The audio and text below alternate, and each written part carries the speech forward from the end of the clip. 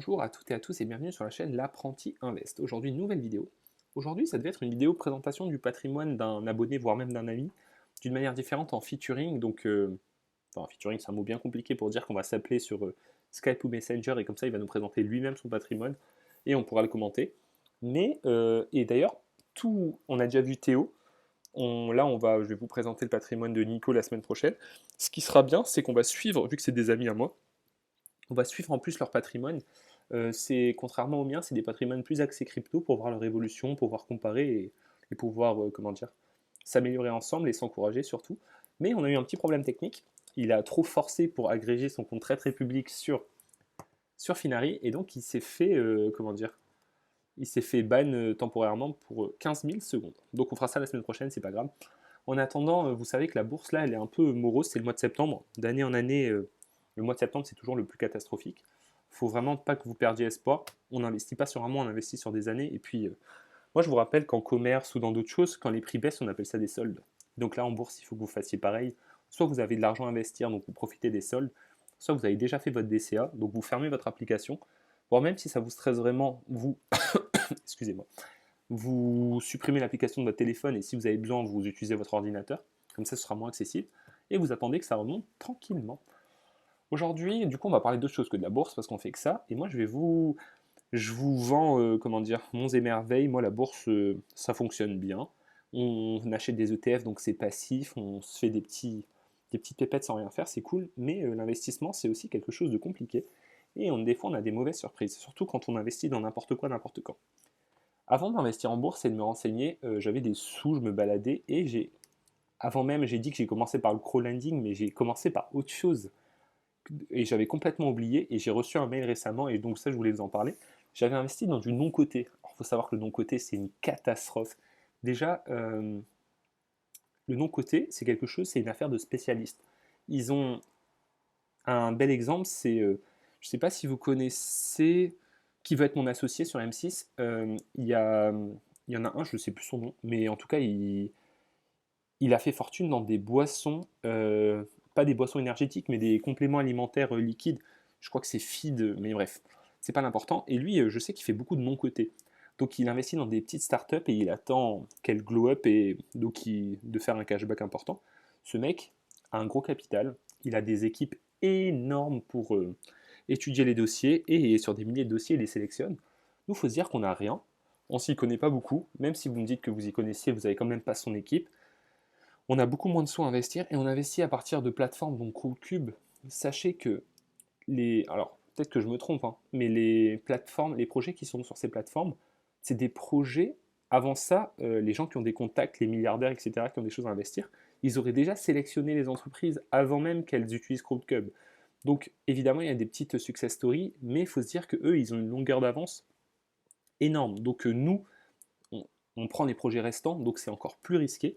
Et pour toucher de l'argent en investissant du non-coté, il y a plusieurs possibilités, mais les possibilités les plus connues, il faut attendre que l'entreprise fasse une introduction en bourse.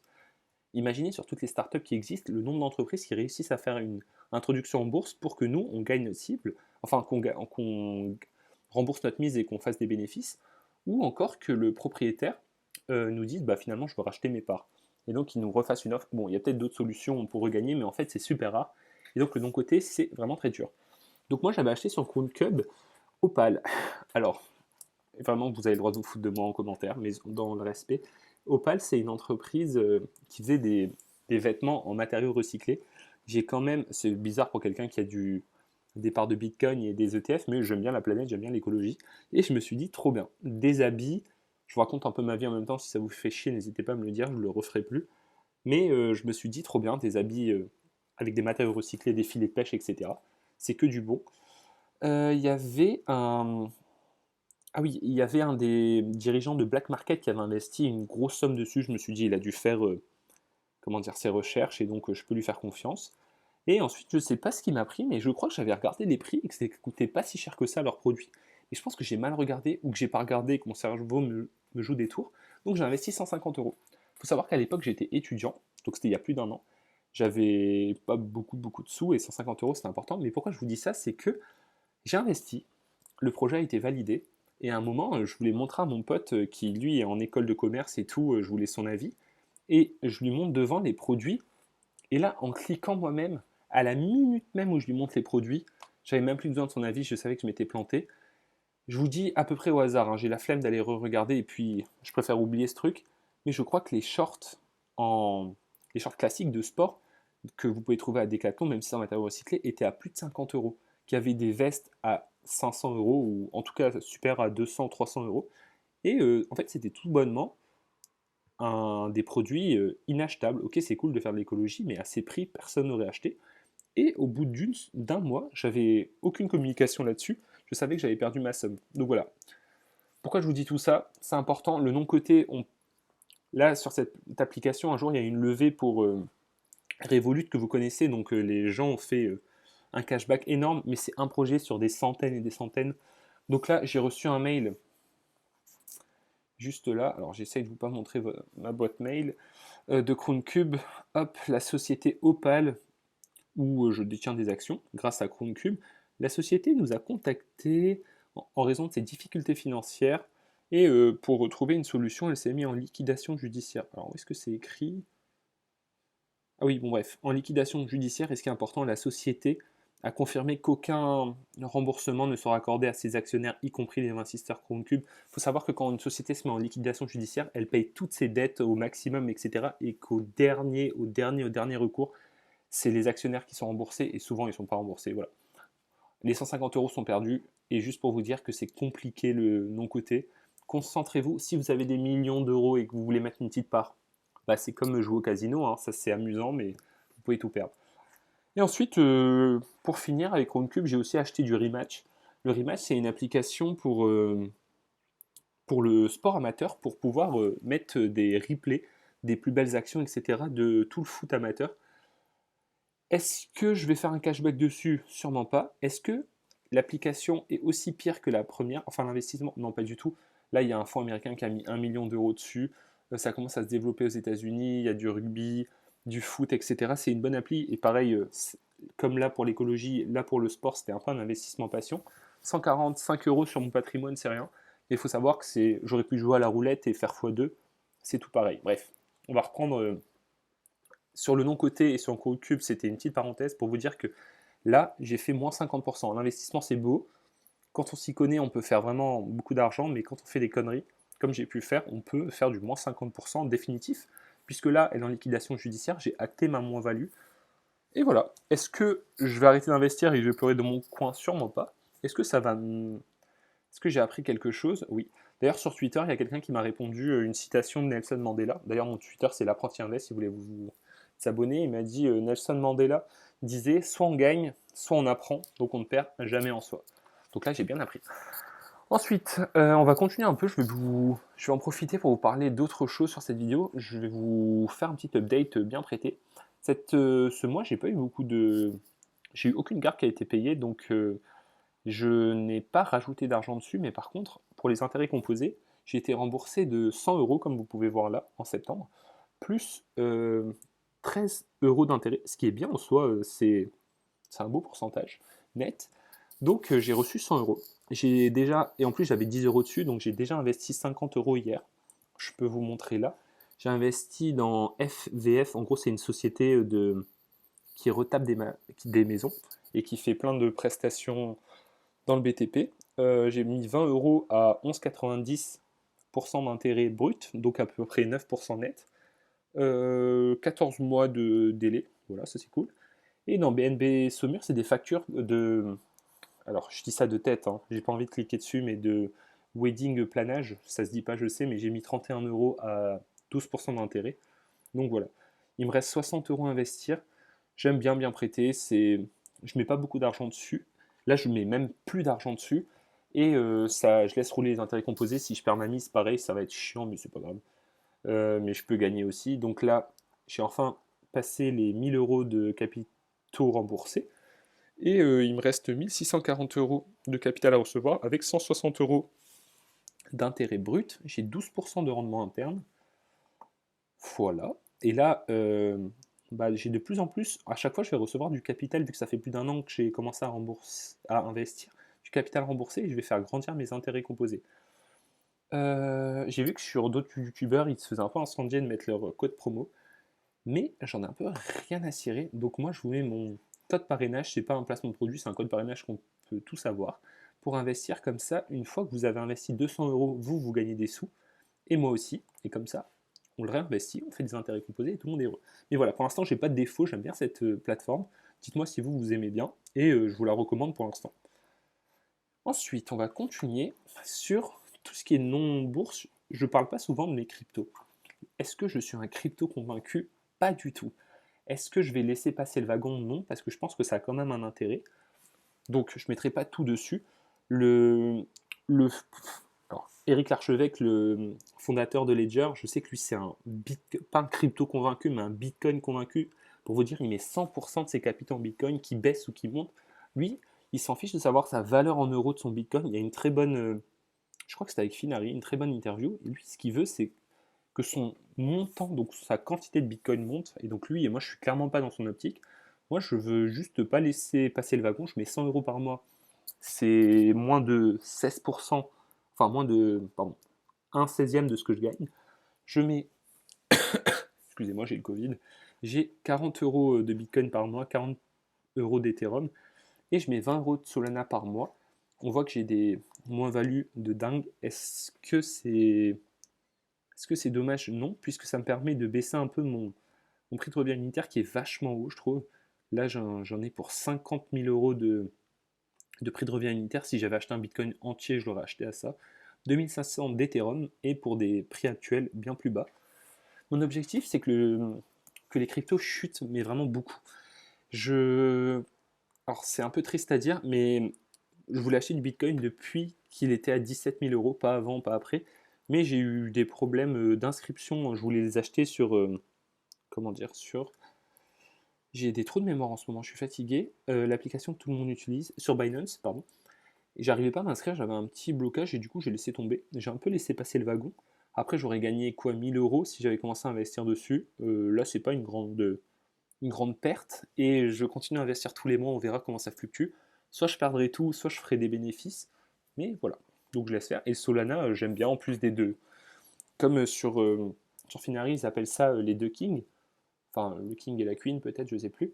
Et Solana, j'y crois aussi. On m'a expliqué un peu, Nico, que vous allez voir dans la vidéo de la semaine prochaine, c'est lui qui m'a un peu formé avec Théo au crypto. Lui, il est plus convaincu par les deux premières, mais voilà. Donc lui aussi, il m'encourage à investir dessus, et puis c'est tout. Et la dernière chose dont je vais vous parler, et la vidéo, j'espère que vous n'allez pas la trouver inutile, mais de temps en temps, ça fait du bien une petite vidéo comme ça, c'est mon assurance vie. J'ai enfin sauté le cap. Bon, ça fait quand même plus d'un mois. Là, on est sur Bourse-Banque. J'ai ouvert une assurance vie, je vais vous expliquer pourquoi. L'assurance vie, c'est pas un produit. Enfin, les Français sont très attachés à l'assurance vie. Je crois qu'après tous les livrets, c'est ce sur quoi ils investissent le plus au niveau financier. Il y a aussi l'immobilier. Ils font plusieurs conneries. Pourquoi? D'une part, moi, l'assurance vie, c'est pas un truc incroyable pour moi. C'est que les frais de gestion d'assurance vie sont énormes. Il y a des frais d'entretien, de gestion de compte qu'il n'y a pas dans les autres, dans les autres livres, enfin comment dire, dans les autres, dans les autres enveloppes, pardon. Pour investir en bourse, le PEA, quand vous ouvrez sur une banque en ligne, vous n'avez pas de frais de droits de garde, etc. Vous payez que au niveau quand vous passez un ordre. Et le compte titre, c'est encore pire, il y en a encore moins, il n'y a pas de frais de garde et vous payez encore moins de frais quand vous passez un ordre. Voire sur Trade Republic, pareil, lien de parrainage en commentaire. Quand vous faites un investissement programmé, vous ne payez pas de frais. Attention, ils se gaffent quand même parce qu'il y a des frais de spread. Dites-moi si enfin, soit vous savez ce que c'est, je pourrais vous expliquer dans une autre vidéo, mais il faut savoir que personne ne travaille gratuitement. Et bref, là, il y a vraiment des frais. Par exemple, je sais que la moins chère des assurances vie que je connaisse, d'une part, il ne faut pas les ouvrir dans votre banque puisqu'il y a beaucoup de frais, il faut les ouvrir dans des banques en ligne ou dans des plateformes en ligne. Les deux les moins chères, la moins chère, c'est Linksea. Linksea, je crois qu'ils sont à 0,5, mais à vérifier, % de frais de garde. C'est déjà énorme parce que 0,5, vous dites que c'est rien. Au niveau des intérêts composés, vous pouvez faire des milliers et des milliers et des milliers d'euros d'année en année. Mais voilà. Et ensuite, Bourse Banque, je crois qu'elle se place juste derrière à revérifier. Moi, je paye pour mon assurance vie 0,75% de frais par an. Pourquoi j'ai pas ouvert du Linksea? Je vais en ouvrir une, mais là, c'était plus facile. J'ai déjà une banque avec Boursobank, j'avais déjà un compte. Et en plus, Boursobank, à l'inscription, vous recevez entre 150 et 200 euros offerts. Pareil, lien de parrainage en commentaire à l'ouverture d'un compte, donc c'était plus facile. Et je vais quand même en ouvrir une chez Linksea. Mais pourquoi j'ai ouvert une assurance vie alors que je ne suis pas totalement convaincu? C'est que je compte remplir un jour mon PEA et je voulais anticiper le futur. En fait, quand vous ouvrez un compte avec un délai avant de recevoir des bénéfices, il vaut mieux ouvrir tous vos comptes en même temps. Vous mettez 50, 100, 200, j'en sais rien, le minimum à investir requis, et ensuite vous commencez à compter. Le délai commence à s'activer. Tout simplement, le PEA, une fois que vous le tenez, enfin que vous le détenez pendant 5 ans, je l'ai déjà dit 1000 fois, vous ne payez plus d'impôts, vous payez que les cotisations sociales. Donc là, vous n'avez pas envie d'investir sur le PEA, vous ne croyez pas en la bourse, vous n'avez pas les sous pour. Vous ouvrez sur Bourse Direct, par exemple, c'est le broker que j'utilise, vous mettez 50 euros dessus, vous ne l'utilisez plus pendant 5 ans. Si un jour vous avez plein de thunes à investir, vous commencerez à investir et vous payerez directement plus d'impôts parce que ça fait 5 ans que vous le détenez. Voilà. Bah, c'est pareil pour l'assurance vie. L'assurance vie, c'est au bout de 8 ans. Au bout de 8 ans, vous avez un abattement fiscal de 4000 euros quand vous êtes seul et du double quand vous êtes en couple. Donc ça veut dire que sur les bénéfices que vous allez faire, vous pourrez retirer 4000 euros par an. C'est pas beaucoup, mais c'est déjà ça, sans rien payer. C'est énorme. Et ensuite, au bout de 8 ans aussi, vous payerez toujours les cotisations sociales comme sur le PEA, donc 17%. Mais vous, au lieu de payer les 13% d'impôts pour faire la flat tax, vous allez payer, je crois, 7,5%. Donc vous payerez 22,5% au total de frais sur vos gains au lieu de 30%. Voilà. Et alors j'espère que je peux faire des erreurs dans les calculs, mais normalement c'est ça. Donc j'ai ouvert sur Boursobank. Je mets, j'ai mis les 300 euros direct. Là j'ai mis 100 euros de versement par mois parce que j'avais ça à investir sur mon compte Boursobank. Mais voilà, je ne mettrai pas tous mes sous maintenant, mais les 8 ans commencent à être comptés. Donc je vous recommande d'en ouvrir une, même si vous n'en avez pas besoin, comme le PEA, et de laisser couler. Et dans 8 ans, vous pourrez, si vous avez envie d'investir dessus, bah, y réfléchir. Ensuite, le mode de gestion, désolé, ça commence à être long. Le mode de gestion, il y a deux gestions. Alors là, c'est un petit message à mes co-internes de Pneumo. Et je sais, non pas mes co-internes, mes collègues tout court, pardon. Il y en a plein qui ont des assurances vie et qui le mettent en gestion pilotée parce qu'ils n'ont pas envie de s'en occuper, etc. Mais je sens que ça va changer, ils commencent à apprécier ma chaîne YouTube.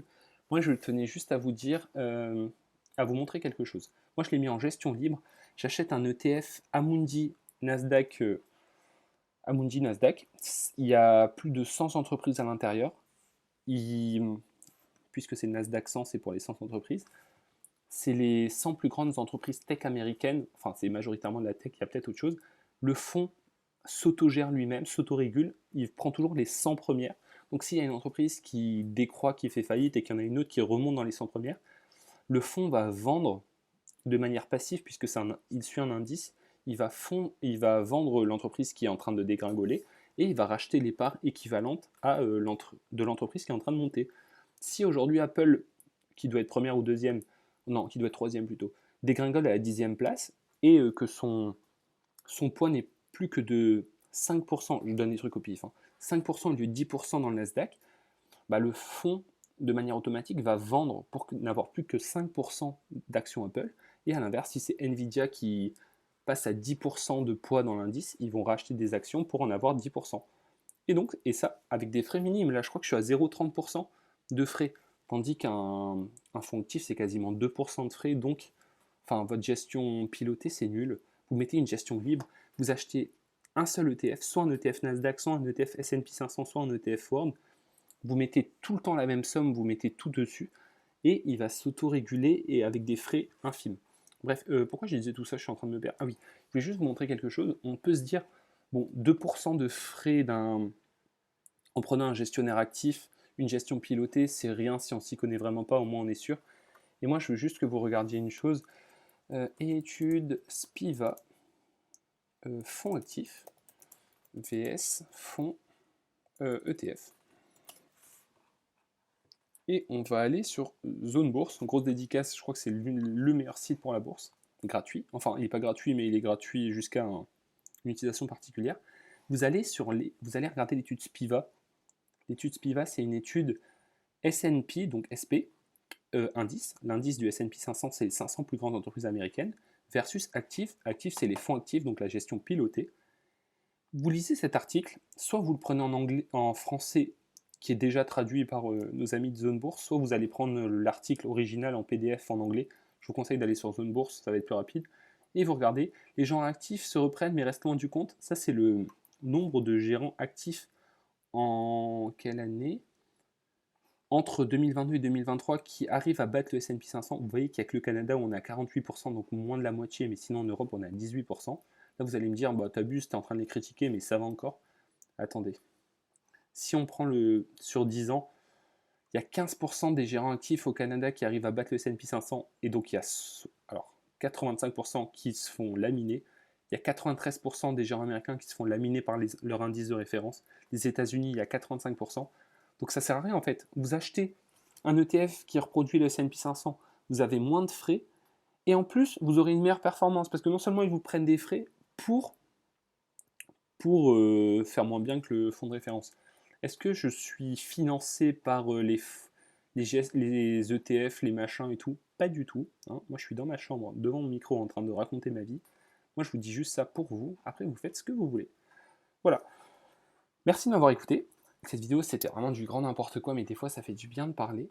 On a un peu parlé de tout. Moi, je vous dis à la semaine prochaine pour la présentation du patrimoine de Nicolas, s'il arrive enfin à tout agréger au niveau de ses portefeuilles. Encore une fois, paniquez pas, puisque la bourse baisse, vraiment, prenez les opportunités. Et si vous n'avez plus rien à investir, vous fermez et vous allez vous détendre, vous allez faire autre chose. La bourse et l'investissement, c'est c'est un marathon, c'est pas un sprint. Voilà.